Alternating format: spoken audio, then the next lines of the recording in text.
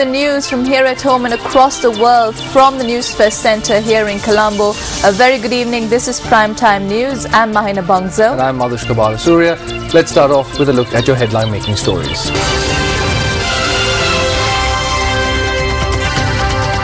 Signs that drought-affected areas will receive rain in a fortnight. Potato stocks pile up in Valimada. Farmers take to the streets.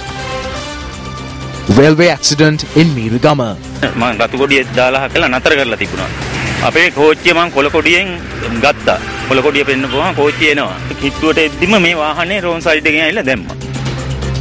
Individual who was assaulted by a member of the Benna Pradesha Sabha hospitalized.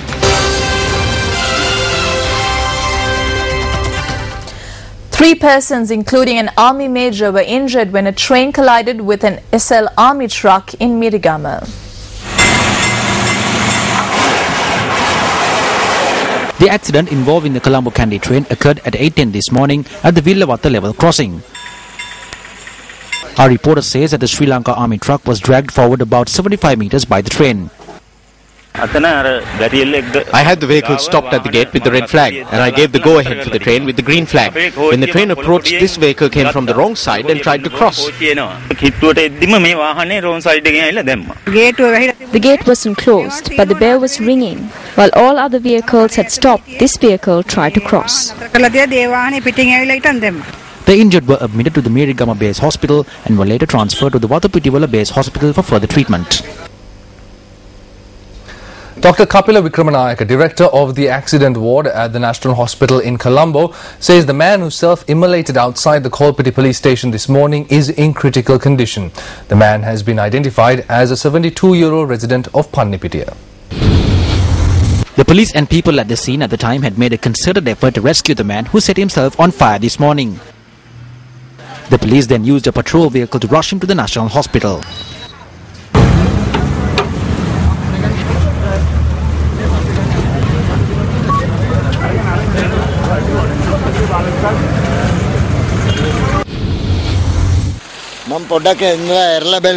When I looked, there was a man who was on fire and rolling on the ground. Then everyone went and doused the fire with water.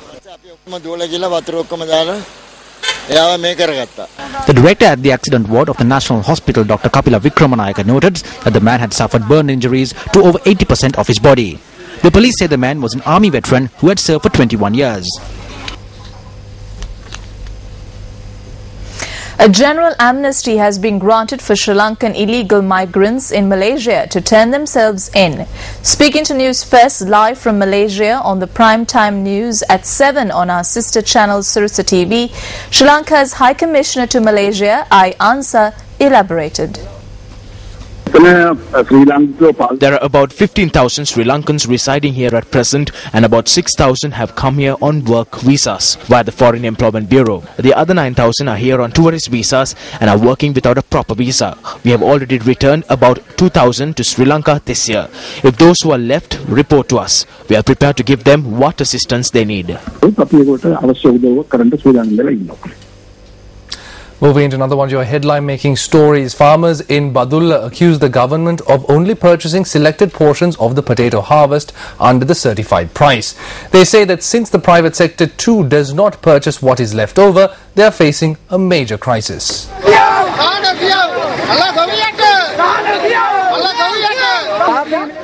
Farmers who were anxiously waiting for potato prices to decline are now being made to wait until their harvest is purchased. Farmers say they have reached the end of their tether as a result of not receiving a fair price for their produce. Potato farmers from areas including Boralanda and Valimada joined this demonstration.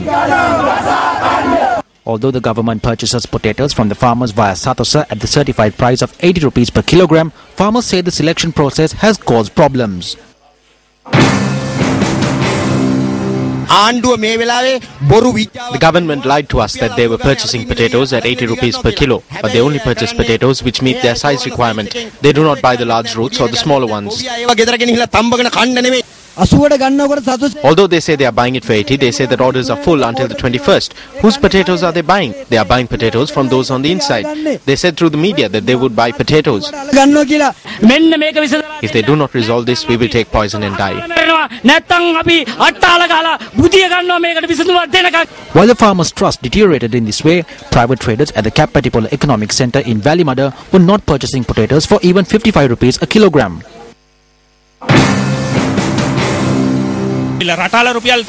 Imported potatoes are selling for between 45 and 50 rupees. The price they are asking for local potatoes is 55 to 60 rupees.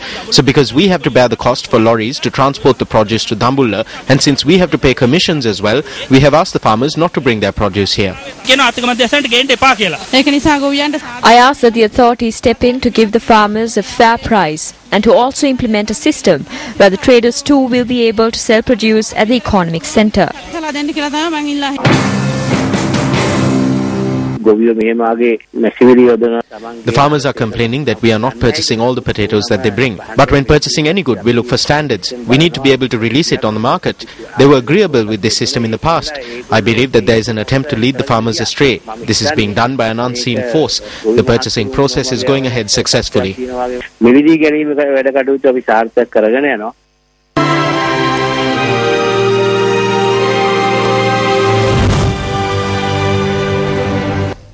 The Sirsa Shakti Sahana Yatra initiative, organized to provide much-needed relief to the drought-stricken people of the country, has received immense praise from society as a whole. 3 aid convoys made their way from Colombo to Ampara, Polonnaruwa and Kilinochchi, carrying the mountain of contributions that bore testament to the generosity and sensitivity of the Sri Lankan people. Over 2 million people have been affected by the drought, which has persisted for more than 9 months. These people had been driven to despair, having no money left as a result of being unable to cultivate for 2 to 3 seasons. Being unable to witness their suffering any longer, the Capital Maharaja Organization Limited took the initiative to bring much needed aid to these people, involving the Good Samaritans from all over the country as well. This footage bears testament to the eagerness of the people of Ampara who were awaiting our aid convoy.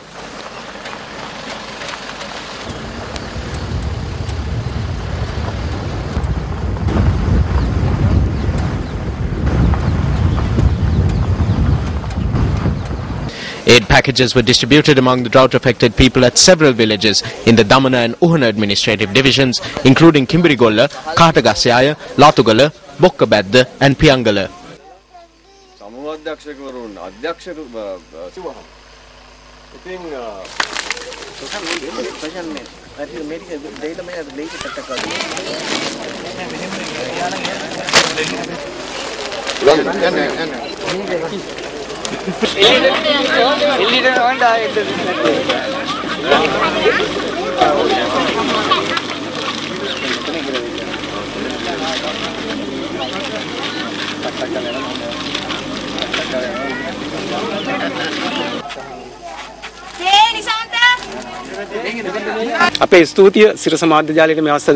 We express our heartfelt gratitude to the Sirsa Media Network at this time because we know that although we cannot resolve all the problems with the aid you have brought us, we are glad that you at least have seen the hardships that we are facing and resolved to help us.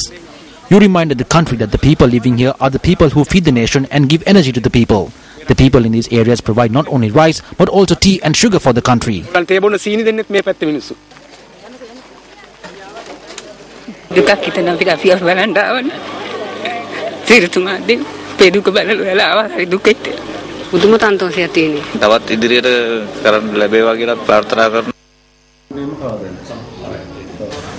people of Rajarata, who have been blessed with 100 reservoirs, suffered immensely as a result of the drought. The Sahanayatra convoy, which made its way to Polonnaruwa, began distributing aid to drought-stricken people in areas including Madirigiriya and Diyasenpura following a meeting at the Madirigiriya Divisional Secretariat.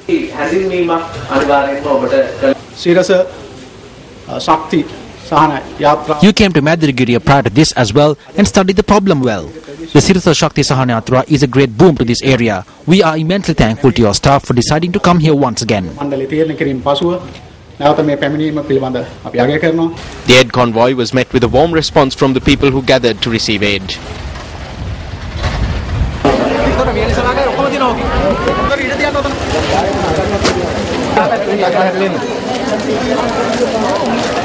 ස්තුතියි මේ වගේ උදව්වක් කරාට අපිට බොන්නවත් අතුරු නැතුව හිටියේ. Thank you. නිවන් සම්පත් ලැබෙනවා අප්පච්චිලා හතරමං දම් පාලු දෙයියා. මේ දුන්නුවේ කට්ටියන්ට ගොඩාක් පින් අයිති වෙනවා. The persisting drought has also affected people in Kilinochchi. At a time when they too had fallen to the depths of despair, the Sirasa Shakti Sahana Yatra, strengthened with the contributions of people from across the island, brought a light to their eyes.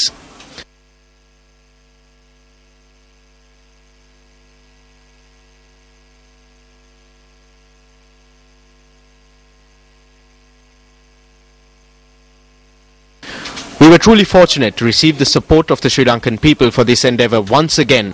People who at all times of tragedy have come forward to help their fellows as Sri Lankans. Numerous entities also came forward to support this initiative in addition to the general public.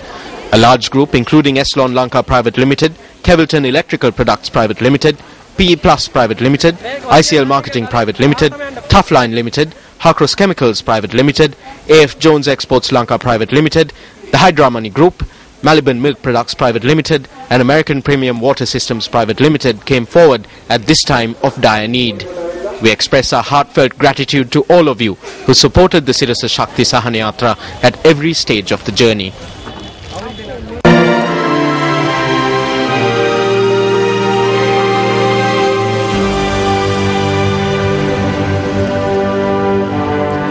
The leader of the Janasada Peramuna, Venerable Battaramulle Sila Ratanathera, says there are few who can identify the hardships of the people and work for their welfare.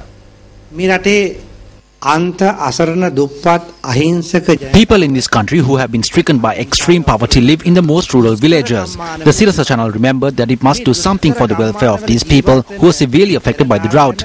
Some MPs and ministers did not feel the need to help these people. There are only a handful of people left who can identify the hardships of the people and work towards their welfare. Not a single minister or MP has come forward as yet to help the drought affected people. Why can't you allocate some funds from your ministry and help these people?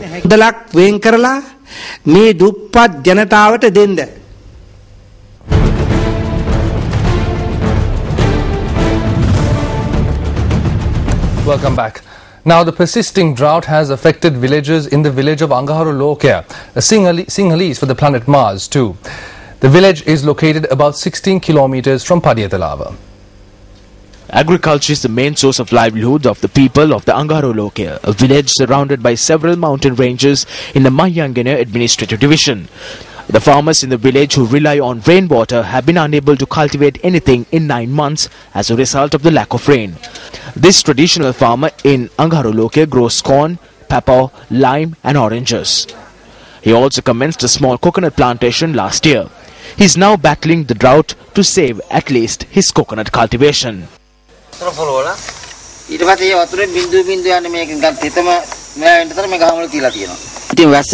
We as farmers are battling with the drought and won't refrain from cultivating. We are trying our level best to grow whatever crops possible with the little water we have.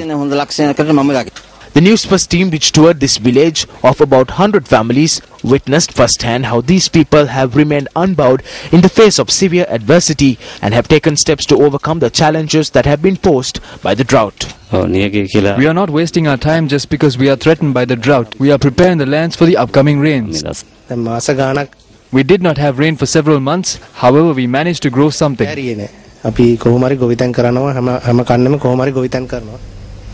Newsfirst Joel Outscoon joins us now with the weather forecast. A very good evening to you and welcome to the Weather Center with me, Joel Outscoon. Starting off with some good news for the people who have been affected by the drought. The Met Department says that several spells of showers will be experienced in the areas which have been stricken by the drought and may receive rainfall in about a fortnight. Now into the weather forecast into the next 24 hours. The Met Department says that scatters of showers will be experienced in the western, Sabaragamuwa, central, northwestern and southern provinces. And also thunder showers accompanied with strong winds could be experienced in the Uva and eastern provinces. In the sea areas, the Met Department is forecasting that wind speeds could increase up to 50 to 60 kilometers per hour, extending from the coast via Puttalam, Mana, Kankasanture and Trincomalee via Hambantota and Pothuwil. Moving on to the election trail now, up next is the battle for Uva.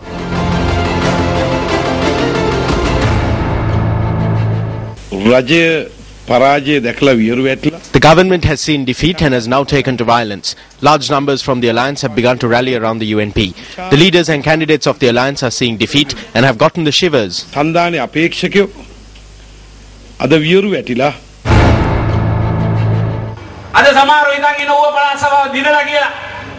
There are certain people today who think they have already won the Uva Provincial Council. Before Jagat Pushpakumara became the coconut minister, what did you do with the coconut shells at your home? You put it on the stove. Do you do that anymore? No, you can sell it now. There is an additional income of 60 million per annum in the Monraga district alone.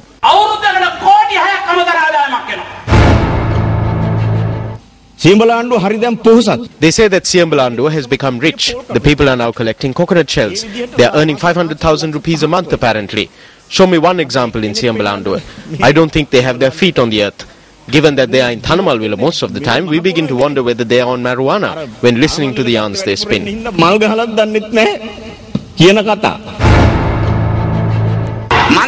I saw Minister Sumedha saying that Uva would not be poor if marijuana plantations are not raided. So what she is saying is let the people grow marijuana and become rich.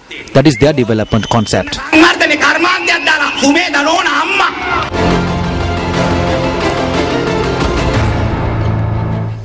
A man who was assaulted by a UPFA member of the Wennapur Pradesh Sabha has been hospitalized after sustaining injuries. The attack took place at around 7:30 last night. The attack had taken place over an incident surrounding the handing over of an invitation for an event to be held on the 4th of this month. He was distributing some cards and my husband did not want to take it. While he was going to the shop, they had surrounded him and beaten him up. They drew a pistol on me near the church and then began beating me with a club. Since he had attacked me on a previous occasion too, I was angry and I said I will not accept the invitation. That is why he assaulted me. The victim of the assault is being treated at the Maravila Base Hospital. There had been a misunderstanding on both sides. I am working to resolve this problem within ourselves. He is a person who has rendered much assistance to our party. The Wennapur police have commenced investigations to apprehend the suspect Pradesh Sabha member. The National Freedom Front has proposed an across-the-board 40% wage hike for all public sector employees. NFF Politburo member P.S. Vijayanayaka made this statement at a media briefing convened in Colombo today. They say that the economy has grown astronomically, so we cannot understand what has happened. There are floating markets and shopping centers in Colombo where it costs 200 rupees for a hopper. There are giants in this country who can pay 200 rupees for a hopper. In a country where there are people who can afford to pay 200 rupees to float and eat a hopper, there are also people in Ridimali at the Badulla who cannot afford a square meal. Vacancies for all skilled positions in the government service, especially in institutions like the Ceylon Electricity Board, are filled by manpower. Since we are a constituent of this government, we are saying this before the harm is caused. We have said before that the National Freedom Front are not a group of people who wait for the damage to happen to speak out. A conservation program for aquatic environments organized by the Urumeka Ulpatha Foundation and the Police Naval Division was inaugurated today. The first phase of this program, which is the conservation of the Kalni River, commenced under the auspices of the chief incumbent of the Kalni Rajamahavihara, Professor Venerable Kolupitiye Mahinda Sangarakhita Thera. The Urumeka Ulpatha Foundation commenced this program following reports by the Police Naval Division that the pollution of the Kalni River has reached extraordinary levels. Environmental operations are to be carried out daily along the Kalni River under the program, which commenced today. The Police Naval Division have conducted 139 environmental raids along the Kalni River so far this year.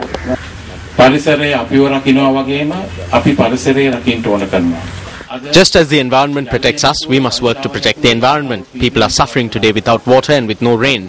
This is a sign. We are being taught a lesson that if we continue on without paying heed to the environment, then in the future too, we will all have to face this destructive experience. Our own eyes are giving us this message.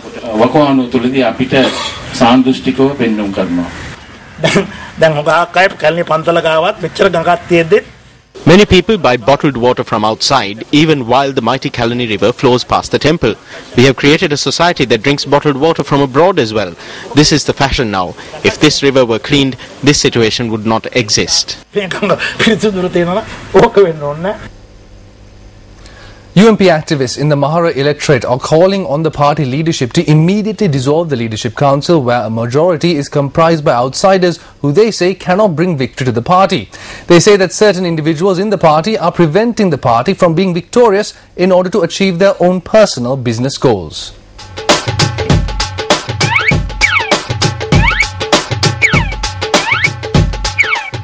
මේ වෙනකොට පක්ෂය පාලනය කරන්නේ පක්ෂයේ තීන්දුව తీරන ගන්න බලපෑම් කරන්නේ. Who is it that makes decisions in the party and influences the party at present? There is an individual called Vijay Rajapaksa who has come here after taking all the benefits and privileges of being in the alliance government. He went to town for the alliance and worked towards the destruction of the UNP, and he has now come to the UNP after being unable to remain in the alliance any longer. He is an individual who is now digging an even bigger grave for the UNP and is working to bury the party. On behalf of the people of Mahara, we wish to make a request of the party leader at this time. He knows who the deputy leader the entire country is calling for is. We wish to call upon that person too to not accept a deputy leader position with no powers, like the curry leaves in a gravy which are later thrown away. When the leader goes abroad, who does he now entrust the deputy leadership to? The leadership is entrusted to John Amaratunga.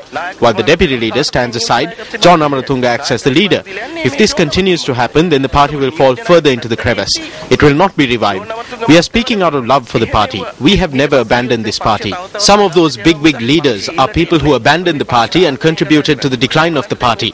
There is an individual called Daya Gamage there. Daya Gamage is a person who undertakes government contracts. We saw a ministry secretary say on the television that Daya Gamage is the government's largest contractor. Daya Gamage does not want to bring the UNP into power. He wishes to keep the UNP out of power and protect this government. This leadership council is useless.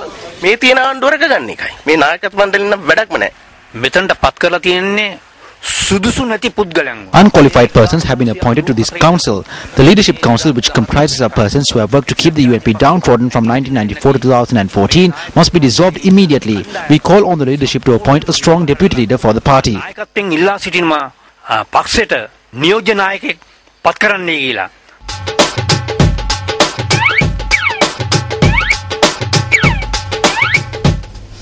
The 2014 Colombo International Film Festival commenced today. MTV, MBC and Newsfirst are the media sponsors of the film festival.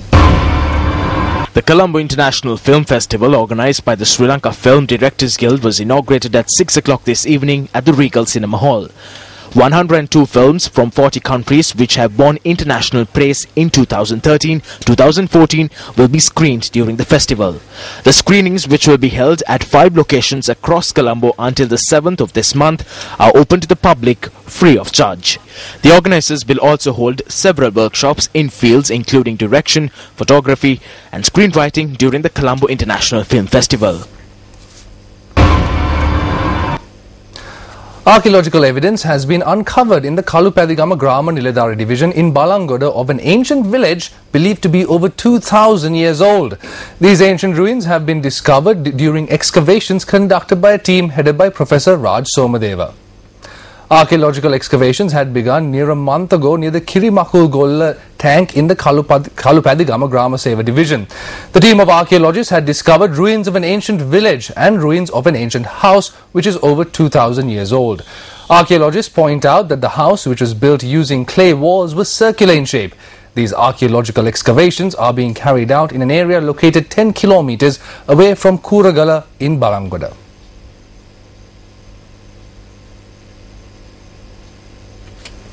And with that, we wrap up this edition of Primetime News. I've been Madhushka Balasurya. And I'm Mahina Bongso. Thank you very much for joining us.